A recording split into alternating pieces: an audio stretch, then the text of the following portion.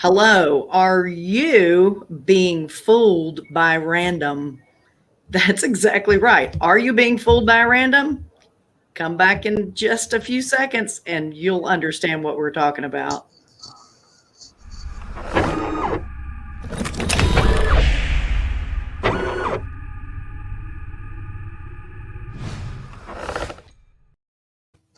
Well, that's a new one.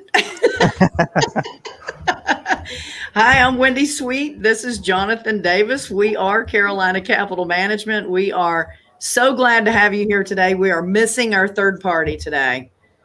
Yeah, Bill's is he on a flight right now? He is flying from Salt Lake City down to Fort Myers, Florida at this point. So he's up in the air. So if he's going over you, just give him a big old wave. You are now on the Passive Wealth Show. We're so glad to have you here today. We do two things, right? So we lend money and we raise money. And there's two ways that you can get in touch with us on this real estate investor show. You can go, you can apply for an application for a loan at carolinahardmoney.com. Click on the borrower tab. That'll take you right to our application. There's some good information about our loans as well. Or if you are a passive accredited investor, you can click on the accredited tab and it will tell you all about our fund. So don't forget to like, share, subscribe, hit the bell, wherever that may show up on your screen. And then also we do have a comment section over here where you can ask questions and we will do our best to answer them. If we can't, we'll make something up. That's right. That's right. And hopefully you won't know the difference, but that's exactly right. Also want to make sure to not forget about Wednesdays with Wendy.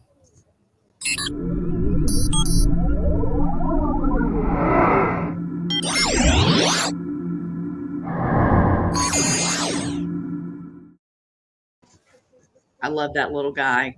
So we've done for about, I guess it's going on 2 years now. I tithe my Wednesdays to giving back. People have graciously taught me over the past 20 years in this business, and I want to be able to share that with other people. So on Wednesdays, you're more than welcome to book a 30-minute time slot with me, and we can talk about anything in real estate you want to talk about. Whether you're brand new or whether you've been in it for a while. We're both, Jonathan and I, and Bill too, we're so blessed that we've got our fingers in so many different incredible mastermind groups and just a brain trust that we have to fall back on that I love to be able to share those people with you too. I've hooked a lot of people up on all kinds of different topics. So in fact, Jonathan is in Tampa, Florida right now at one of our very favorites, Collective Genius, right? Yep. Been here since Monday. So it's been great. Learn a lot. You talk with a lot of guys and gals who know a lot of things, have different perspectives, and there is no shortage of learning. If you have ears and an open mind, you will learn something. Awesome. And you're gonna, on our next segment, you're gonna talk more in depth about that, right? Absolutely. Got some fun stuff about how are you measuring your success in your market, and also like personal stuff, because a lot of people are business owners, and you got to take care of yourself, and how do you do that, and how does taking care of yourself translate to your business? That's right. God, family, work, and you really got to keep it in that perspective. So often we're completely upside down on that. Yep, absolutely. So yeah, we'll talk more about that on the next section. Awesome. So I guess now would be a good time for us to address the breaking news.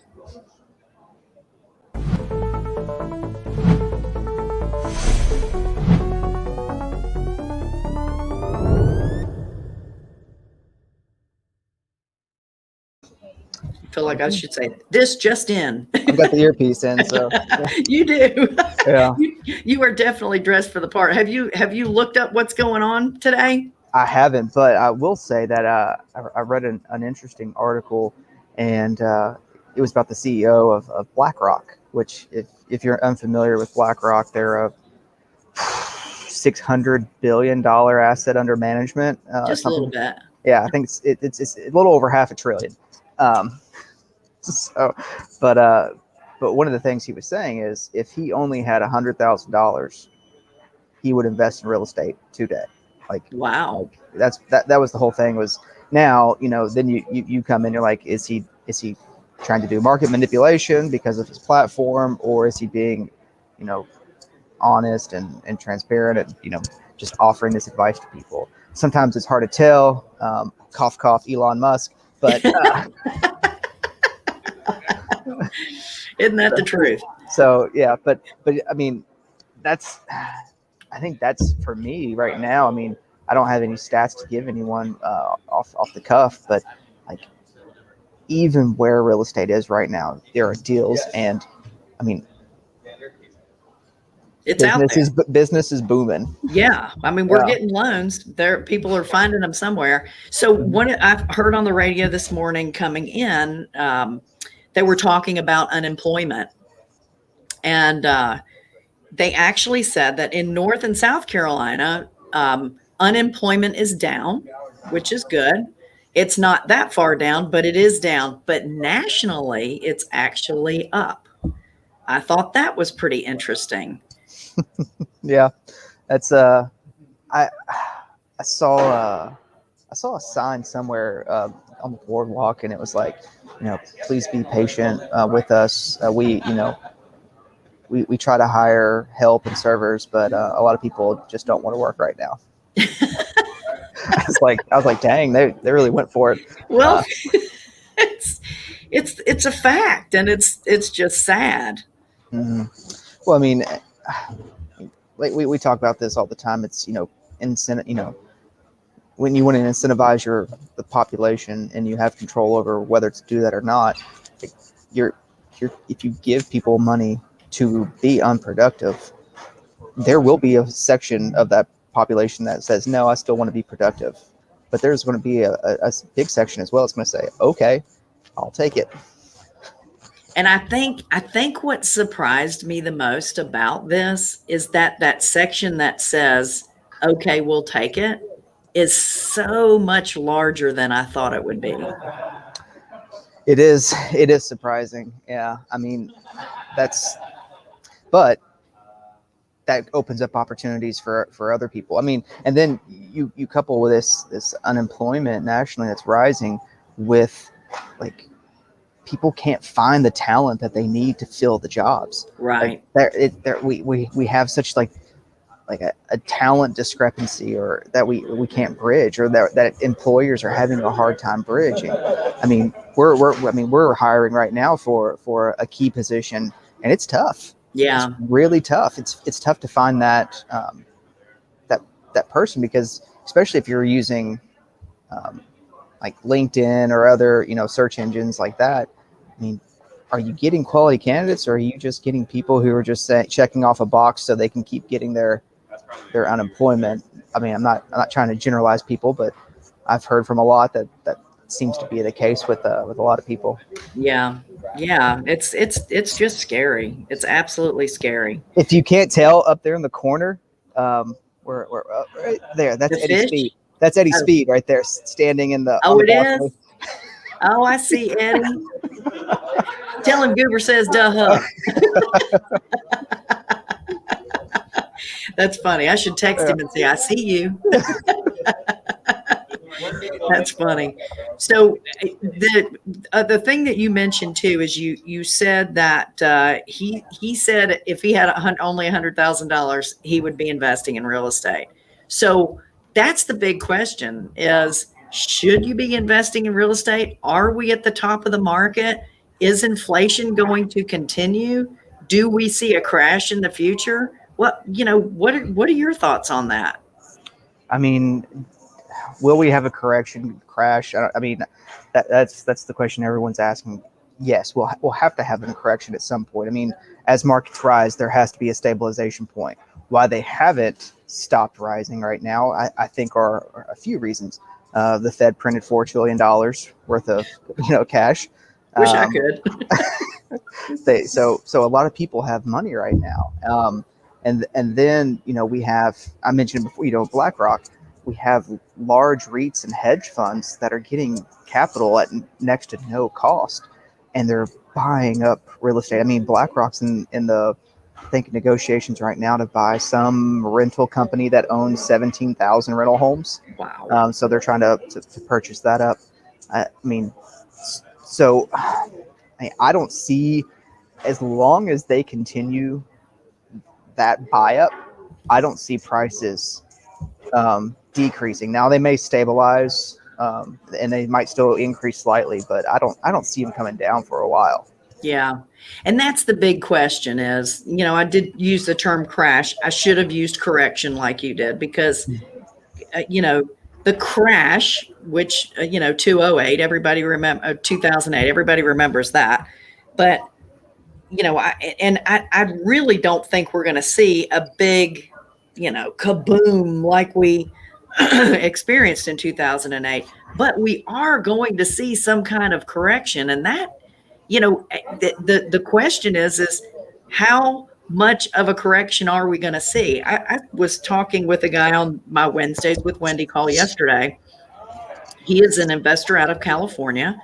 And of course, he's looking at properties outside of California because, it's ridiculous. The pricing there is absolutely ridiculous. So he's looking in the Yep. Carolinas. And his statement to me was, I'm looking for property that has strong appreciation, and it's okay for me to buy it now, even if it has a negative cash flow. And I did my best. I said, get your California thinking out of your head.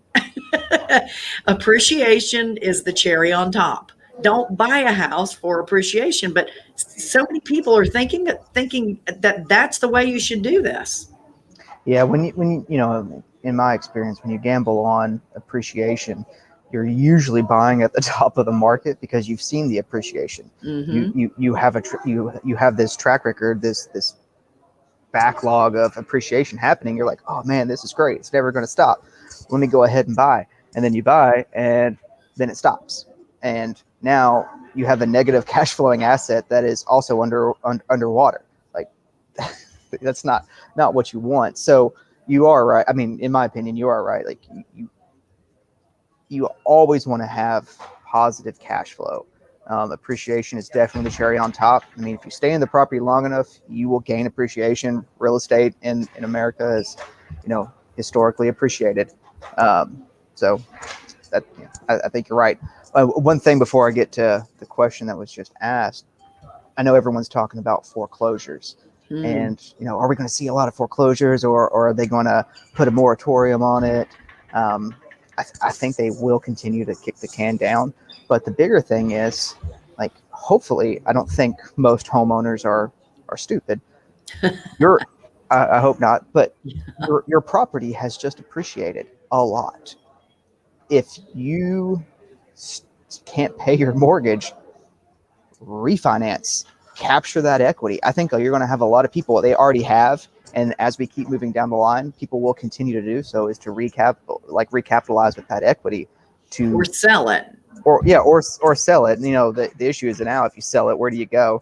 Mm-hmm. But I mean, people can capture that equity, whether through refinance, through HELOCs, through second mortgages, what have you. There's a lot of options out there for people. I mean, just like, my house in the last 18 months, I mean, it's appreciated like over $100,000. And it's like, that's insane. That's a big bump, and now I'm in South Carolina. So $100,000 is a lot of money to us. It's not like, in California, but yeah, it's like, I don't think we're going to see this. Like everyone, we try to liken things back to the experiences that we've had. Right. And we try to liken this back to 2007 to 2009. It's like, no, it's not going to be that. We have better underwritten loans. We have the knowledge of what happened. And so now we're we're doing, banks and other mortgage entities are doing things to mitigate all that, to create that massive exodus of foreclosures. Yeah. Yeah. And, if I were a person that were going into foreclosure and I'm worried about, I'm not going to have a place to live because I'm not going to be able to afford the mortgage payment or, or a much higher rent payment because mortgage is going to be a lot lower than rent. I would do my best to find an investor that would be willing to buy my property and lease it back to me at a discounted rate for at least the next 12 months, giving me time to get my stuff together so that I could find a better place to live. And Yep. as an investor, I'd take that deal all day long. Yep. If the price was right, I'd Oh, take no, that you're right. deal all day long. Mm-hmm. There's so many different ways around that. So the question that is posed is, how many people do you think will be underwater next year? Whew. I don't think very many. Yeah. I don't. I think values will continue to rise through next year. It will stop. It will correct. It will decline. But I wouldn't feel comfortable saying in the next 12 months that's going to happen. No, their appreciation is going to carry them across the threshold. The Yeah. people that I think that are going to, Don Harris is saying zero. Yep. The people that I think that are going to lose any money or get behind on their payments are just really poor money managers and are in denial with what's going on around them. Mm-hmm. Anybody that has that kind of attitude, they're the ones that are going to lose. But you've got to be in a serious world of hurt to lose your house at this point. Yeah. And we talked about appreciation. I was telling you yesterday that house, that I guess it was a rental that I did in Charlotte. Oh yeah. So if you went on Zillow before it was rehabbed, you're like, oh, it's going to be worth $110,000. I didn't spend much. Relatively speaking. I think $20,000 was everything it needed, and most of that was just a brand new HVAC. So I was like, oh, I might squeak out 150, but I'm really thinking probably 140 is what that value is going to come in. Those were the comps I pulled on it. Yeah, that's and I was pushing it. Yeah, and I just got the appraisal back yesterday, 181. That's amazing. Like 30,000 more than what I thought the high end wow was for it. So, and the comps were, all within 1 mile. Now, can you get the rent to match that? That's the thing, is the values are going up so high, but rents are stuck, for 12 months. Mm-hmm. How are we going to get the rents to come up and really match where the values of the house are? Well, yeah, and the rent in that house, I think it's like $1,100. So it's a 2-bedroom, right? Yeah, 2-bedroom, 1 bath, really big yard, fenced in. It's nice, it's cute. But yeah, like the rents now, the rents don't really, the rents don't match the value. But that's okay because I'm in it a lot less than what that that 180,000. So it works out. But because the thing that shocked me was appraisals are backward facing. They're not using what's happening today. They're using what happened yesterday. Right. And even using what happened yesterday, that value came in 30,000 more than I thought it would. So I'm blown away about the appreciation in our markets. And that was in Charlotte. Yeah, here's another good bump for you. It's a corner lot. The backyard is huge, so it has lots of road frontage with the backyard. And the city council just passed an ordinance saying that all the houses now can be multifamily, can be zoned multifamily. So now I can put an EDU back there. Yeah, you sure could. What is it? UAD. It's ADU. An additional dwelling unit. You sure can. You sure can. So we are getting close on time. They're pushing us over here, and I should have been paying attention. So on our next show, we're talk a little bit about what we're going to talk about on our next show. Yeah. So the next show, 2 things, because we didn't get to it today. Or this section, we're going to talk about Collective Geniuses. That's where I am right now. It's a national group of real estate investors, wholesalers, fix and flippers, buy to rent, lenders, and even service providers like data companies, stuff like that. A really good one that we'll talk about next will be like Audantic. That's a really great data company. And then also, if we have time, we're going to talk a little bit about a book that was recommended to me by Bill Mann. He's a great investor, great human being. It's called Fooled by Randomness. Now, I haven't finished the book. I plan to finish it on my flight back home this afternoon. But what I've read so far is it's very enlightening. Give us a little teaser on it, just a little teaser. Yeah. So Fooled by Randomness. I mean, there's so much that happens in our world that is completely outside of our control. We have no way to choose it. It just happens. And so often, if we can string enough of these random things that happen that benefit us, we convince ourselves that's us. We're really good at that. Like, wow, I'm really good. I mean, in a like buying a house that increased up to 181,000. It was nothing I did. That was completely random. Completely random. But like in this system, and he uses kind of like the Monte Carlo system, and there's so many outcomes that are possible. Like if you run the numbers enough, a Warren Buffett will pop out of this system every generation. Like it has to, because there's so many possibilities. And not to take away from Warren Buffett, I think he's a brilliant man, but there's probably a lot of his success that's built on just randomness. Thoughtful randomness. For sure.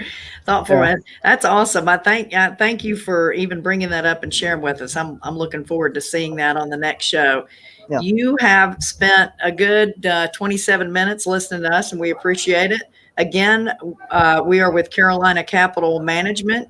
If you are a borrower, you can go to carolinahardmoney.com and click on the borrower tab, fill out an application there. If you're a passive investor, same website, pick the accredited investor tab. We'd love to share our wealth with you and help you build it. That's for sure. Also, don't forget about Wednesdays with Wendy. We'd love to have you sign up.